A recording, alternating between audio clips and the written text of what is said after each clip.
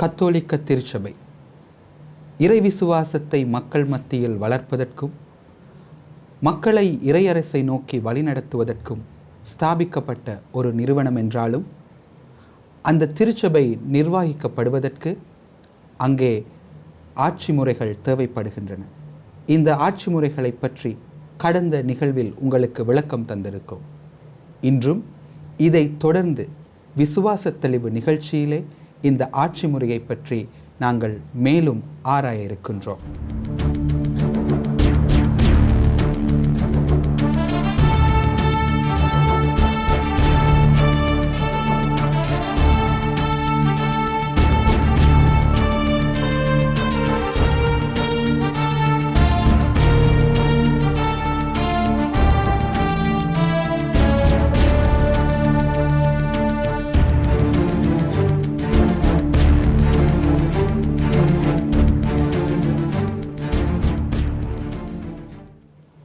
வணக்கம் அன்பு நெஞ்சங்களே. இன்றைய விசுவாச தெளிவு நிகழ்ச்சியிலும் கூட நாங்கள் கடந்த வாரத்தில் செய்தது போல திருச்சபையின் கட்டமைப்பும் ஆட்சி முறை பற்றியும் தொடர்ந்து கலந்துரையாட இருக்கின்றோம். அதற்கு உங்களுக்கு தெரிந்தது போலவே எம்மோடு இணைந்திருக்கின்றார் டிலாசால் துறவர சபையை சார்ந்த அருட்சகோதரர் ஜெயகாந்தன் அவர்கள். ஆம் சகோதரர் அவர்களே, எமது கடந்த நிகழ்ச்சிகளில் உரையாடிய சில விடயங்களை அடிப்படையாக கொண்டு இன்றைய நாளின் கேள்விகளை நான் உங்களிடம் கேட்க இருக்கின்றேன். முதலாவதாக நாம் இலங்கை திருச்சபை வரலாற்றை பற்றி பேசிக்கொண்ட வேளையிலே நீங்கள் ஒரு விடயத்தை கூறியிருந்தீர்கள். அதாவது ஆரம்பத்திலே ஒல்லாந்தர் காலம் வரை கொச்சின் மறைமாவட்டத்தின் கீழ் இருந்த இலங்கை ஆங்கிலேயரின் காலத்திலே ஒரு தனி மறைமாவட்டமாக உருவெடுத்ததென்று. இலங்கையில் உருவாகிய இந்த மறை மாவட்டத்தை அடிப்படையாக கொண்டு நீங்கள் கூற முடியுமா, மறை மாவட்டம் என்றால் என்ன? இந்த கட்டமைப்பின் படி மக்கள் எதை விளங்கிக் கொள்ள வேண்டும்? நிச்சயமாக விளக்கப்படுத்த வேண்டிய ஒரு கேள்வி. மறை மாவட்டம் என்று சொல்லுகின்ற வேளையிலே ஒரு ஆயனுடைய தலைமையின் கீழ் அவருக்கு வரையறுக்கப்பட்ட அந்த பகுதிகளை அடிப்படையாக கொண்டு அவர் அங்குள்ள மக்களை வழிநடத்துவதற்காக பல பங்குகளை அமைக்கின்றார். பங்கு தளம் என்று சொல்லுவோம். அந்த பங்கு தளங்களிலே அதை நிர்வகிக்கின்றவர்கள் பங்கு தந்தையர்களாக இருக்கின்றார்கள். இப்போ பல பங்கு தந்தையர்களை உள்ளடக்கியதாக அல்லது பல பங்குகளை உள்ளடக்கியதாக ஒரு மறை மாவட்டம் காணப்படும். இந்த பல மறை மாவட்டங்களை உள்ளடக்கியதாகத்தான் இலங்கை திருச்சபை காணப்படுகின்றது. அப்போ இலங்கை திருச்சபை என்ற ஒரு தனித்தன்மை எங்களுக்கு கிடைக்கப்பட்ட பிற்பாடு நாங்கள் எங்களுக்கென்று சில கொள்கைகளையும் சில பண்பாடுகளையும் அமைத்து கொண்டோம். இப்போ நாங்கள் பார்க்குறோம், இப்போ இன்றைக்கு கூட சில இடங்களில் நாங்கள் பார்க்குற நேரம் இன்னும் நாங்கள் திருத்தந்தையினுடைய கொடியை தான் ஏற்றோம்னு சொல்லி நாங்கள் நினைக்கிறோம். இப்போ இன்றைக்கு எங்களுக்கு திருச்சபை, எங்கள் இலங்கை திருச்சபைக்குன்ற ஒரு கொடி தரப்பட்டிருக்கு, தெரியும், பார்த்துருப்பீங்க. மஞ்சளும் வெள்ளையும் நீளமும் கலந்திருக்கிற அந்த கொடி. அப்போ அந்த கொடியை தான் நாங்கள் நினைவு செய்வோம். ஆனால் நாங்கள் இன்றைக்கும் என்ன செய்வோம், சில இடங்களில் சில பாடசாலைகளில் கூட விளையாட்டு போட்டிகள் நேரங்களில் ஏற்றுவாங்க என்னென்னு சொன்னால் திருத்தந்தையின் பிரதிநிதிய கொடி அல்லது திருத்தந்தையினுடைய சின்னம் பொறிக்கப்பட்ட கொடி. இப்போ என்ன எங்களாக்கள் பழைய இதெல்லாம் இருக்கிறாங்க. இப்போ இலங்கை திருச்சபைன்னு நாங்கள் எங்களுக்குரிய அந்த பெருமதியை நாங்கள் பெற்ற பிற்பாடு எங்களுக்குன்ற எல்லாத்தையும் நாங்கள் ஆக்கி கொண்டோம். இப்போ நாங்கள் சில இதை பார்த்துருப்போம், நீங்கள் பார்த்துருப்பீங்க, எங்களுடைய பாடசாலைகளில் பயன்படுத்துகின்ற புத்தகங்கள் முந்தி நாங்கள் பார்த்துருப்போம் கிறிஸ்தவம் ரோவன்னா கானாண்டு பிரேக்கெட்டுக்குள்ளே போட்டிருக்கோம், ரோமன் கத்தோலிக்கம். அப்போ அதுக்கப்புறம் நாங்கள் இலங்கை திருச்சபை உருவாக்கப்பட்ட நாங்கள் சொன்னோம் நாங்கள் ரோமன் கத்தோலிக்கர்கள் அல்ல. அதாவது ரோமை தலைமை பீடத்தின் கீழ் நாங்கள் செயற்படுகின்றவர்களாக இருக்கின்ற அதே நேரத்தில் அந்த பண்பாடுகளையும் கலாச்சாரங்களையும் உள்வாங்கியவர்கள் அல்ல. 2ஆம் வத்திக்கான் சங்கத்துக்கு பிற்பாடு நாங்கள் இலங்கை திருச்சபைகள், எங்களுக்குண்டு தனித்துவம் காணப்படுகின்றது. ஆனபடியால் நாங்கள் என்ன சொன்னோம்னு சொன்னால் எங்களோட புத்தகங்களை மாற்றினோம் தலைப்பை கத்தோலிக்க திருமறை. ரோவன்னா காணாண்டது இல்லாமல் போயிட்டு இப்போ கத்தோலிக்க திருமறைன்னு தான் எங்களுடைய அரசாங்க பாட நூல்களில் காணப்படுகின்ற சமய பாட நூல்களில் காணப்படுகின்ற தலைப்பு. எமது தனித்துவத்தை உலகிற்கு வெளிப்படுத்துறதுக்காக நாங்கள் வச்சிருக்கின்றோம். அதே மாதிரி தான் இங்கே நாங்கள் பார்க்குறோம், ஒவ்வொரு மறை மாவட்டங்களையும் உள்ளடக்கியதாக இந்த இலங்கை திருச்சபை காணப்படுகின்றது. அதை காணப்படுற அதே நேரத்தில் இலங்கையில் காணப்படுகின்ற அனைத்து மறை மாவட்டங்களின் பிரதிநிதிகளாக காணப்படுகின்ற மறை ஆயர்கள் அல்லது மறை மாவட்ட ஆயர்கள் ஒன்றிணைந்து இலங்கை ஆயர் பேரவை காணப்படுகின்றது. இப்போ இந்த இலங்கை ஆயர் பேரவையின் தலைவராக ஒரு ஆள் இருப்பார். இப்போ சில நேரங்களில் அதை வித்தியாசமாக விளங்கி கொள்வது என்னன்னு சொன்னால், இலங்கை ஆயர் பேரவையின் தலைவராக இருக்கின்றவர் எங்களுடைய பேராயர், கொழும்பு உயர் மறை மாவட்டத்தினுடைய பேராயர் அதிவந்தனைக்குரிய கர்தினால் மல்கம் ரஞ்சித் ஆண்டகை. அவர் தான் இன்றைக்கு கொழும்பு உயர் மறை மாவட்டத்தின் பேராயராகவும் இருக்கிறார். அதே நேரத்தில் இலங்கை ஆயர் பேரவையின் தலைவராகவும் காணப்படுகின்றார். ஆனால் இன்னொன்று நாங்கள் விளங்கிக் கொள்ளணும், அவர் ஆயர் பேரவையின் தலைவர் மட்டுமே, மறை மாவட்டத்தின் ஆயர் அல்ல. உதாரணத்துக்கு எடுத்துக்கொண்டீங்கன்னு சொல்லி சொன்னால், பதுளை மறை மாவட்டத்தின் ஆயர் பதுளை மறை மாவட்டத்தில் இருக்கிற ஆயர். அப்போ பதுளை மறை மாவட்டத்தில் என்ன செய்யணும்னு சொல்கிற பணிப்பை கொடுக்கக்கூடிய ஒரு ஆளாக இங்கே இருக்கின்ற பேராயர் இல்லை. ஒவ்வொரு மறை மாவட்ட ஆயருக்கு தான் அந்த வலிமையும் சக்தியும் காணப்படுகின்றது. அவர் தான் அந்த மறை மாவட்டத்தை நிர்வகிக்கக்கூடிய ஒரு ஆளாக காணப்படுகின்றார். ஆகவே ஆயர் பேரவைக்கும் இதுக்கும் வித்தியாசமானது.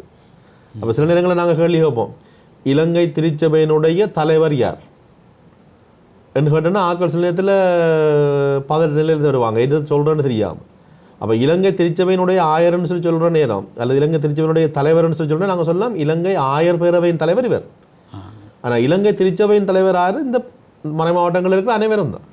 ஆகவே ஒரு நாட்டின் திருச்சபையின் தலைவர் என்று சொல்லும் பொழுது அது ஆயர் பேரவையாகத்தான் அமையும். இதுதான் தெளிவான விளக்கம்.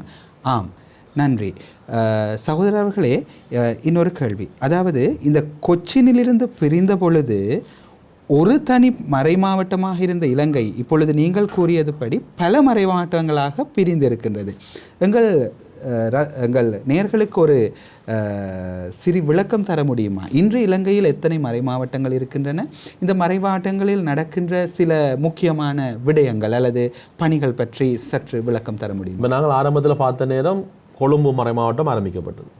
இப்போ கொழும்பு மறை மாவட்டத்திலேருந்து தான் நாங்கள் பார்க்குறோம் கண்டி மறை மாவட்டம், யாழ் மறை மாவட்டம் என்று 3 மறை மாவட்டங்கள் வந்தது. அதுக்கு பிறகு காலி மறை மாவட்டம், இப்படி படிப்படியாக வந்து கடைசியாக வந்த மறை மாவட்டம் எது? திருகோணமலை மறை மாவட்டம். திருமலை மட்டுநகர் என்றிருந்த மறை மாவட்டம் இப்பொழுது 2ஆக பிரிந்திருக்கின்றது. அப்போ இப்படி நாங்கள் பார்க்கணும், கிட்டத்தட்ட 12 மறை மாவட்டங்கள் இலங்கையிலே காணப்படுகின்றன.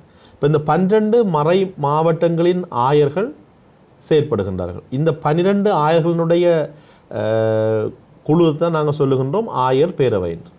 இப்போ ஒவ்வொரு மறை மாவட்டங்களையும் நாங்கள் எடுத்துக்கொண்டோம்னு சொன்னால் ஒவ்வொரு மறை மாவட்டத்தின் ஆயரினுடைய தனித்தன்மையின் கீழ் தான் இயங்குகின்றது. இப்போ நாங்கள் பார்த்தோம்னு சொன்னால் இந்த ஒவ்வொரு மறை மாவட்டங்கள்லையும் ஒவ்வொரு பணியை செயற்படுத்துறதுக்கு பல பேரை நியமித்திருக்கிறாங்க.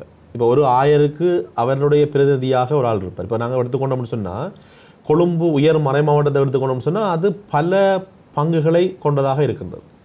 கிட்டத்தட்ட 200க்கும் மேற்பட்ட பங்குகளை கொண்டதாக இருக்கின்றது. ஆகவே அது வலயங்களாக பிரிக்கப்பட்டிருக்கின்றது. வலயங்களாக பிரிக்கப்பட்டு அதுக்கு பிறகு நாங்கள் சொல்கிறோம் மறை கோட்டங்கள் என்று. இப்போ மறை கோட்டங்களுக்குள்ள பல பங்குகள் உள்ளப்படுகின்றன. அப்போ ஆரம்பத்தில் நாங்கள் பார்த்தோம்னு சொன்னால் பங்குகள், மறை கோட்டம், வலயம், மறை மாவட்டம். இது கொழும்பு உயர் மறை மாவட்டத்தில் மட்டும்தான் காணப்படுகின்றது. ஏனைய 11 மறை மாவட்டங்களை நாங்கள் எடுத்துக்கொண்டோம்னா அங்கே இருக்கிறது அப்படின்னு சொல்லி சொன்னால் பங்குகள், மறை கோட்டம், மறை மாவட்டம். ஆகவே அந்த வலயங்கள் அமைப்பு அங்கே காணப்படுகிறது. ஏனென்றால் அந்த அளவுக்கு பங்குகள் இல்லை. இப்போ குறிப்பிட்ட ஒரு 40-50 பங்குகளை மட்டும்தான் உள்ளடக்கியதாக அனைத்து மறை மாவட்டங்களும் காணப்படுகின்றன. ஆனால் கொழும்பு உயர் மறை மாவட்டம் நாங்கள் உயர் மறை மாவட்டம் சொல்லி சொல்கிறோம். ஆனபடியால் தான் இங்கே துணை ஆயர்கள் இருக்கின்றார்கள் அல்லது இணை ஆயர்கள். இப்போ இணை ஆயர்கள் துணை ஆயர்கள்னு சொல்லிக்குள்ள இங்கே இருக்கின்ற பேராயருக்கு உதவி செய்கின்ற அவருடைய அந்த நிர்வாகத்தை கொண்டு நடத்தக்கூடிய உதவியாளர்களாக இந்த துணை ஆயர்கள் அமைந்திருக்கின்றார்கள். ஆகவே கொழும்பில் எமக்கு இருப்பவர்கள் துணை ஆயர்கள். இப்போ வேறு மறை மாவட்டங்களில் துணை ஆயர்கள் இல்லை. காரணம் என்னன்னு சொன்னால் அங்கே துணை ஆயர்கள் தேவையில்லை. அவர் தனியாக வழிநடத்தக்கூடிய சக்தியையும் வல்லமையும் பெற்றிருக்கின்றார். அவர் இங்கே துணை ஆயர்கள் நியமிக்கப்பட்டிருக்கிறார்கள். அப்போ துணை ஆயர்களுக்கு கீழே நாங்கள் பார்த்தோம்னு சொல்லி சொன்னால் விஜின்னு சொல்லி சொல்லுவோம், விகா ஜெனரல் அல்லது குரு முதல்வர். இப்போ மறை மாவட்டத்தினுடைய குரு முதல்வர் ஆயரினுடைய பிரதிநிதியாக ஆயர் இல்லா நேரத்தில் செயற்படக்கூடிய ஆளாக இருப்பவர் தான் இந்த விகா ஜெனரல் குரு முதல்வர். இப்போ குரு முதல்வருக்கு பிறகு நாங்கள் பார்த்தோம்னு சொன்னால் மறை கோட்ட முதல்வர். இப்போ மறை கோட்ட முதல்வருக்கு முதல் இருக்கிறார் ஒரு ஆள்.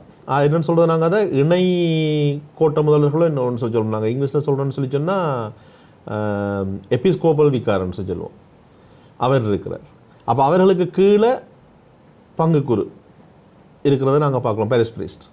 அப்போ இந்த விதமாக தான் இந்த அமைப்பு முறை அமைக்கப்பட்டிருக்கு. அப்போ முதலாவது நாங்கள் பார்த்தோம்னு சொன்னால் ஒரு மறை மாவட்டத்தில் ஆயர், தேவைப்பட்ட துணை ஆயர், அவருக்கு கீழே விக்கா ஜெனரல் அல்லது குரு முதல்வர், அவருக்கு கீழே எபிஸ்கோப்பல் விக்கா, அவருக்கு கீழே மறை அல்லது பங்கு குரு என்று செயற்படுகிறத பார்க்குறோம். இப்படி செயற்பட்டு கொண்டிருக்கிற அதே நேரத்தில் பங்கினுடைய அல்லது மறை மாவட்டத்தினுடைய தேவையை வைத்துக்கொண்டு, அங்கே இருக்கின்ற குருக்களினுடைய எண்ணிக்கையை வைத்துக்கொண்டு, துறவிகளை வைத்துக்கொண்டு ஒவ்வொரு பணியையும் விஸ்தரிக்கிறாங்க, மென்மேலும் மெருகூட்டி கொண்டு போகிறாங்க. அப்போ சில மறை மாவட்டங்களில் கூடுதலான பணித்தலங்கள் இருக்கின்றதை பார்க்கணும். ஒவ்வொன்றுக்கும் இப்போ நாங்கள் சொன்னோம்னா மறைக்கல்வி, திருவழிபாடு, கல்வி, இளைஞர், குடும்ப வாழ்வு, உளநலம், கவுன்சிலிங், அது போன்ற செயற்பாடுகளை செய்கிறதுக்கு, இப்படி தொடர்பு சாதனங்கள் அல்லது தொடர்பாடல்கள் இப்போ நாங்கள் செயற்படுத்துகிற இந்த ஒரு செயற்பாடுகள் கூட அதே மாதிரியாக இருக்கும். இது போன்ற பல்வேறுபட்ட செயற்பாடுகள். இது மட்டுமல்லாது இந்த குறுமட மாணவர்களை வழிநடத்துகின்ற அல்லது துறவிகளுக்காக செயற்படுகின்ற அந்த மாணவர்களுடைய குறுமடங்கள், இதுகளை நிர்வகிக்கின்ற அந்த செயற்பாடு, இது போன்று இப்போ நாங்கள் பார்த்தோம்னு சொன்னால் கொழும்பு மறை மாவட்டத்தில், கொழும்பு உயர்மறை மாவட்டத்தில் காணப்படுவது பல்வேறுபட்ட பணிகள். இப்போ மீன்பிடி கூட ஒரு குருவானர் நியமித்து அவர் அந்த மீன்பிடி துறையோடு சம்பந்தப்பட்ட பணிகளை மேற்கொள்கிறதாக இருக்கின்றது. இப்போ நாங்கள் சில நேரங்களில் வடக்கு கிழக்கு மறை மாவட்டங்களை பார்த்தோம்னு சொன்னால் அங்கே சிறப்பான விதத்தில் இந்த புனரமைப்போடு சம்பந்தப்பட்டதாக அல்லது யுத்தத்தினால் பாதிக்கப்பட்ட மக்களை இன்னும் கொஞ்சம் மேம்படுத்துறதுக்காக, அது மட்டுமல்லாத பொருளாதார நிலையை மேம்படுத்துறதுக்காக கரிட்டாஸோடு சேர்ந்து இப்போ செடெக் நிறுவனத்தினுடைய ஒவ்வொரு மறை மாவட்டத்திலும் ஒவ்வொரு பாதிகள் இருக்குது. இப்போ நாங்கள் பார்த்தோம்னு சொன்னால் கொழும்பில் செடெக்கினுடைய பிரதிநிதியாக செயல்படுவது செத் சரண். இப்போ யாழ்ப்பாணத்தில் நாங்கள் பார்த்தோம்னு சொன்னால் ஹியூடெக், மன்னார் மறை மாவட்டத்தில் நாங்கள் பார்த்தோம்னு சொன்னால் வாழ்வுதயம், திருவண்ணாமலை மட்டக்களப்பு மாவட்டத்தில் பார்த்தோம்னு சொன்னால் எஹேட். இப்படி ஒவ்வொரு இடத்துலையும் இந்த செடெக் நிறுவனத்தின், கரித்தாஸ் நிறுவனத்தினுடைய பணிகள் விசாரிக்கப்பட்டிருக்கிறத பார்க்கலாம். இப்படி ஒவ்வொரு பணிகளும் ஒவ்வொரு இடத்துலையும் கூடுதலாக விசாரிக்கப்படுது. எந்தெந்த இடங்களில் எந்தெந்த தேவை இருக்கின்றதோ அந்த தேவையின் அடிப்படையில் இந்த பணிகள் விஸ்தரிக்கப்பட்டு கொண்டு போகிறோம். சில இடங்களில் சிறைச்சாலைகளில் போய் பணி செய்கிறதுக்கு கூட சில குருக்கள் நியமிக்கப்பட்டிருக்கிறாங்க. அப்போ பங்கை நிர்வகிக்கிறதுக்கு குருக்கள் இருக்கிறாங்க. இது போன்ற ஏனைய பணிகளை மேற்கொள்வதற்கு கூட இப்போ நாங்கள் பார்க்குறோம் திருப்பாலத்துவ சபை, பாப்பரசனுடைய அந்த சபைகள், அதை நிர்வகிக்கிறது கூட இப்படி பல்வேறுபட்ட சபைகள் இருக்கிறத நாங்கள் பார்க்குறோம். இப்போ இது எல்லாத்தையும் நிர்வகிக்கிறது குருக்கள் இருக்கிறாங்க. அப்போ இது எல்லாத்தையும் சேர்த்து கொண்டு தான் மறை மாவட்டத்தில் செயற்படுறதை பார்க்குறோம். அப்போ மறை மாவட்டத்தினுடைய தேவையையும் மறை மாவட்டத்தினுடைய அந்த பலங்களையும் குருக்கள் எவ்வளோ பேர் இருக்கிறாங்க என்றதை பார்த்து கொண்டு தான் நாங்கள் பார்க்குறோம். இப்போ நாங்கள் கூடுதலாக பார்த்தோம்னு சொன்னால் சில இடங்களில் இப்போ நாங்கள் என்னோட விளங்கி கொள்ளணும்னு சொன்னால், நீங்கள் கேட்காதகளி நான் சொல்கிறேன், மறை மாவட்ட குருக்களுக்கும் துறவர குருக்களுக்கும் இடையில வித்தியாசம் இருக்குது. இப்போ மறை மாவட்ட குருன்னு சொல்லிக்கொள்ள அவர் மறை மாவட்டத்தினுடைய தனக்கு கொடுக்கப்பட்ட பங்கிலே உள்ள இறை மக்களை வழிநடத்துறதுக்காக திருநிலைப்படுத்தப்பட்டவராக தான் இருப்பார். துறவர சபையை சார்ந்த குருவாக இருக்கின்ற வழியில் அவர் துறவர சபைக்குடைய பணி இருக்கும், அந்த சபையினுடைய செயற்பாட்டை செய்யக்கூடியதாக இருக்கும். இப்போ உதாரணத்துக்கு எடுத்துக்கொண்டோம்னு சொன்னால் அமலமரி தியாகிகள் எடுத்துக்கொண்டோம்னு சொல்லி உதாரணத்துக்கு அவர்கள் நற்செய்தி அறிவு பணியை செய்கிறார்கள், இப்போ கூடுதலாக பிரசங்கம் சொல்கிறார்கள். ஆனால் அவங்க கூட இன்றைக்கு நாங்கள் பார்க்குறோம் பல இடங்களில் பங்கு தந்தைகளாக இருக்கிறாங்க. இதற்கு காரணம் என்னன்னு சொன்னால் மறை மாவட்ட குருக்களினுடைய பற்றாக்குறை. ஆனபடியால் அந்த இடத்தினுடைய மறை மாவட்ட ஆயர் இந்த துறவர சபையினுடைய தலைவர்கள்ட்ட வேண்டுகோள் விடுப்பார், எங்களோட இந்த மறை மாவட்டத்தில் இப்படி 3 பங்கு இருக்குது, இந்த பங்குக்கு எங்களுக்கு பங்கு தந்தையர்களாக நியமிக்கிறதுக்கு உங்களோட துறவர சபையிலிருந்து ஒரு 3 பேரை தருவீங்களா கண்ட்ராக்ட் பேசிஸில் ஒரு 5 வருஷத்துக்கு, அல்லது இந்த பங்கை உங்களுக்கே நாங்கள் தந்திருக்கிறோம், நீங்கள் தொடர்ந்து நடத்தி கொண்டு போவீங்களா, இந்த மாதிரியான ஒரு அக்ரிமெண்ட் அடிப்படையில் அங்கே செயற்படுறதை நாங்கள் பார்க்குறோம். அப்போ இப்படி பல்வேறுபட்ட செயற்பாடுகள் இருக்கும்போது சில நேரங்கள் நாங்கள் பார்ப்போம் துறவர சபையை சார்ந்தார்கள் ஏன் பங்கு தந்தைகளாக இருக்கிறாங்கன்னு கேள்வி வைப்போம். அப்போ இது ஒவ்வொரு தேவையை அடிப்படையாக கொண்டு, வளங்களை அடிப்படையாக கொண்டு திருத்தந்தையரோட கோஆர்டினேட் பண்ணி கொண்டு இந்த செயற்பாடு செய்கிறத தான் நாங்கள் பார்க்குறோம். அப்படி தான் ஒவ்வொரு மறை மாவட்டங்கள்லையும் செயற்பாடுகள் இடம்பெறுகின்றதை பார்க்குறோம். இப்போ நாங்கள் குறிப்பிட்டு வரையிறது சொல்ல முடியாது, இவ்வளவு தான் பணி இருக்குது. பணி எங்கெங்கே விஸ்தரிக்கப்பட்டு தேவைப்படுறது இருக்குதோ அது அமைக்கப்படும். நான் கேட்ட அந்த கேள்விக்கு இதைவிட விளக்கம் தர முடியாதென்று நான் நினைக்கின்றேன். தேவையான அனைத்தையும் மிக சிறந்த முறையில் சகோதரர் அவர்கள் நமக்கு தெளிவாக்கி இருந்தார். சகோதரர் அவர்களே, அதாவது உங்கள் இந்த விடையை ஒரு சுருக்கமாக நான் நேயர்களுக்கு சொல்வதாக இருந்தால், மறை மாவட்டத்தின் தேவை என்ன, மறை மாவட்டத்தில் உள்ள வளங்கள் என்ன, இதை பரிபாலனை செய்து அதன் மூலமாக இந்த விசுவாச வளர்ச்சிக்கு ஆயர் அவர்களின் தலைமையின் கீழ் ஒத்துழைத்து செயற்படுவதே இந்த மறைமாவட்டத்தில் நடைபெறுகின்ற நிகழ்வாக இருக்கின்றது. இந்த நிலையில் இலங்கை திருச்சபையை பற்றி சற்று நாங்கள் நேயர்களுக்கு விளக்கம் தருவோம். அந்த நிலையில் நான் உங்களிடம் கேட்க விரும்புகின்ற கேள்வி, நீங்கள் கூறியிருந்தீர்கள் கொழும்பை நாங்கள் உயர் மறை மாவட்டம் என்று குறிப்பிடுகின்றோம். அதற்கு என்ன காரணம்? நான் முதல்ல குறிப்பிட்டேன், கொழும்பு உயர் மறை மாவட்டம்னு சொல்லி சொல்கிற நேரம் நாங்கள் சொல்கிறோம் இதை ஆர்ட் பிஷப் என்று சொல்லி சொல்கிறோம். இங்கே இது சில பேராயர். ஏன் பேராயர்னு சொல்லி சொல்கிறோம்னா இது பெரிய ஒரு மறை மாவட்டம். எந்த விதத்தில் இதை நாங்கள் பெரியது என்று கருதுகின்றோம்? பங்குகளை அடிப்படையாக கொண்டு மக்கள் தொகை என்று குறிப்பிடுவதல்ல. இப்போ சில நேரங்களில் சில பங்குகளில் ஆட்களுடைய தொகை குறைவாக இருக்கும், சில இடங்களில் கூடுதலாகவும் இருக்கும். அல்லது நாங்கள் சொல்ல முடியாது, இப்போ நில பரப்பளவை அடிப்படையாக வைத்துக்கொண்டு நாங்கள் குறிப்பிட முடியாது. செயற்படுவதற்கு ஏற்ற விதமாக இப்போ நாங்கள் எடுத்துக்கொண்டோம்னு சொன்னால், இப்போ கொழும்பு உயர் மறை மாவட்டத்தை எடுக்கிற நேரம் அவிசாவில் மட்டும் கொழும்பு மறை மாவட்டத்தில் உள்ளடக்கப்பட்டதாக இருக்கின்றது. ஆகவே கொழும்பு மறை மாவட்டம் உயர் மறை மாவட்டம்னு சொல்லி சொல்லியக்குள்ள அந்த செயற்பாட்டை கொண்டு நடத்துறக்கூடிய விதமாக ஆயரை நியமித்து பேராயர் தன்னுடைய துணை ஆயர்கள் இருவரையும் அதுக்கு ஏற்ற விதமாக செயற்படுத்தியிருக்கிறார். இந்த ஆளை இந்த இடத்துக்கு இந்த பக்கத்தில் அல்லது இலகுவாக அதை நிர்வகிக்கக்கூடிய விதமாக இவரை ஒரு இடத்துக்கும் மற்றவரை இன்னொரு இடத்துக்கும், இவர் கொழும்பு அண்டிய பகுதிகளில் இருக்கிற செயற்பாடை செயற்படுத்துவதற்கும், இந்த மாதிரி 3 பேரும் தங்களோட பணியை செயற்படுத்தி கொண்டிருக்கிறாங்க. அப்போ அந்த விதமாக இது பெரிய இடத்துல இருக்கிறபடியாலையும் பரந்த அளவில் குருக்களையும் துறவிகளையும் அதே நேரத்தில் இறை மக்களையும் கூடுதலாக கொண்டிருக்கு. நீங்கள் கேட்ட மாதிரி இறை மக்களையும் கூடுதலாக கொண்டிருக்கு. ஏனைய மறை மாவட்டங்கள் ஒப்படைக்குள்ள கொழும்பு உயர் மறை மாவட்டத்தில் எண்ணிக்கை கூடுதலாக இருக்குது. அப்போ இவ்வளோ பேரையும் கொண்டு நடத்துறதுக்கு தான் இவ்வளோ பேரும் தேவைப்படுறாங்க. இப்போ நாங்கள் பார்க்குறோம், முந்தைய ஆரம்பத்தில் இலங்கை திருச்சபை ஆரம்பிக்கப்பட்ட வேளையில் இவ்வளவு குருக்கள் இருந்தாங்களா துறவிகள் இருந்தாங்களான்னு கேள்விப்பட்டு நாங்கள் பார்க்கலாம். ஆனால் இன்றைக்கு இவ்வளவு குருக்களும் துறவிகளும் இருந்து வழி நடத்தி கொண்டிருக்கிறத நாங்கள் பார்க்குறோம். அப்போ இப்படி பார்க்கணும் தான் நாங்கள் என்ன செய்கிறோம்னு சொன்னால், ஒவ்வொரு தேவையை உணர்ந்து கொண்டு அவர்கள் செயற்படுறதை பார்க்குறோம். இன்றைக்கு நீங்கள் பார்ப்போம், சில நேரங்களில் அரசியலில் ஈடுபடுறாங்க. நான் முதல்ல அதான் சொல்ல மறந்துட்டேன், அரசியலில் கூட ஈடுபட வேண்டிய அவசியம் இருக்கின்றது. என்னென்னு சொல்லி சொன்னால், 2ஆம் வத்திக்கான் சங்கத்துக்கு பிற்பாடு சொல்லப்படுகின்றது, ஒரு தனி மனிதனுடைய முழு விடுதலையிலையும் ஈடுபடக்கூடிய சேவையை கிறிஸ்துவின் பிரதிநிதி செய்ய வேண்டும். துறவியாக இருக்கின்ற வேளையிலேயோ குருவாக இருக்கின்ற வேளையிலோ அவர் செய்ய வேண்டும். அவரை முழு மனிதன். அப்போ ஒரு முழு மனிதன் எடுக்கிற நேரம் அவனுடைய ஆன்மாவையும் உடலையும் பாதிக்கின்ற அனைத்தும் அவனை பாதிக்கும். ஆகவே இங்கே நாங்கள் பார்த்தோம்னு சொன்னால் அரசியல்னு சொல்லி இப்போ நாங்கள் சில நேரத்தில் பார்க்குறோம், துண்டு பிரசுரங்கள் வெளியிடுறதை பார்ப்போம். நீங்கள் சரியான ஆளை தெரிவு செய்து இலங்கையின் நிர்வாகத்தை நீங்கள் நிர்வகிக்கக்கூடிய ஒரு ஆளை தெரிவு செய்யுங்கன்னு சொல்லி சொல்லுவாங்க. இப்போ அந்த நேரத்தில் மற்ற ஆட்கள் அதை பற்றி முரண்பாடான கருத்துக்களை தெரிவிப்பாங்க, ஏன் இவங்க அரசியலில் செயற்படுறாங்கன்னு. இப்போ நாங்கள் நேரடியாக அரசியலில் செயற்பட்டு அரசியலில் ஒரு கட்சியைக்கு வாக்களியுங்களோ அல்லது அதை பற்றி சொல்கிறதில்லை. இங்கே நாங்கள் என்ன சொல்கிறோம்னு சொன்னால், இதில் நீங்கள் ஈடுபாடு கொள்ளக்கூடிய ஆளாக இருக்கணும். ஏன்னா இது எங்களை பாதிக்கும், ஒரு மனிதனை பாதிக்கும். தனி மனிதனுடைய பாதிப்புக்கு பங்கம் விளைவிக்கப்படுகின்ற வேளையில் அதுக்கு குரல் கொடுக்க வேண்டிய ஒரு ஆளாக கிறிஸ்துவின் பிரதிநிதி செயல்படுகின்றான். ஆகவே இது ஒவ்வொரு கிறிஸ்தவனுக்கும் இந்த அழைப்பு கொடுக்கப்பட்டிருக்கின்றது. நம்ம சொன்ன அந்த அரச குருத்துவ இறைவாக்கு பணி கொடுக்கப்பட்டிருக்கிற மாதிரி இந்த பணியும் தரப்பட்டிருக்கு.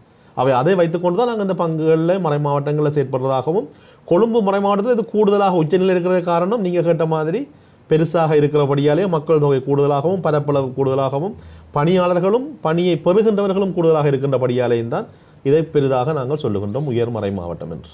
ஆம், நாம் கொழும்பை உயர் மறை மாவட்டம் என்று கூறுகின்ற பொழுதிலும் அதற்கான காரணங்களை நீங்கள் தெளிவாக தந்திருந்தீர்கள். கூறுகின்ற பொழுதிலும் இலங்கையின் ரோமை அல்லது சின்ன ரோமை என்று நாம் அழைப்பது மன்னார் மறை மாவட்டத்தை. அதற்கு என்ன காரணம் சகோதரர்களே? நாங்கள் ஆரம்பத்தில் பார்த்தது மாதிரி இலங்கையினுடைய திருச்சபை வரலாற்றை எடுத்து பார்க்கின்ற வேளையிலே மன்னார் மறை மாவட்டத்தினுடைய சிறப்பான விதத்திலே நாங்கள் பார்க்குறோம். அந்த தோட்டவழி என்ற பிரதேசத்திலே பகுதியிலே 600க்கும் மேற்பட்ட கத்தோலிக்கர்கள் 700க்கும் மேற்பட்ட கத்தோலிக்கர்கள் வேத சாட்சிகளாக தங்களுடைய உயிரை தியாகம் செய்தார்கள். அது மட்டுமல்லாது மாந்தையில் இப்படி பல்வேறுபட்ட இடங்களில் நாங்கள் பார்க்குறோம். பல்வேறுபட்ட ஆட்கள் வேதத்துக்காக அல்லது மறைக்காக அல்லது திருமறையை வளர்ப்பதற்காக தங்கள் உயிரை தியாகம் செய்திருக்கின்றார்கள். ஆகவே அந்த விதத்தில் அது செயற்பட்டபடியால், அன்றைய நேரத்தில் செயற்பட்டபடியால் இன்றைக்கு நாங்கள் பார்க்குறோம். அந்த செயற்பாடு காணப்படுறது.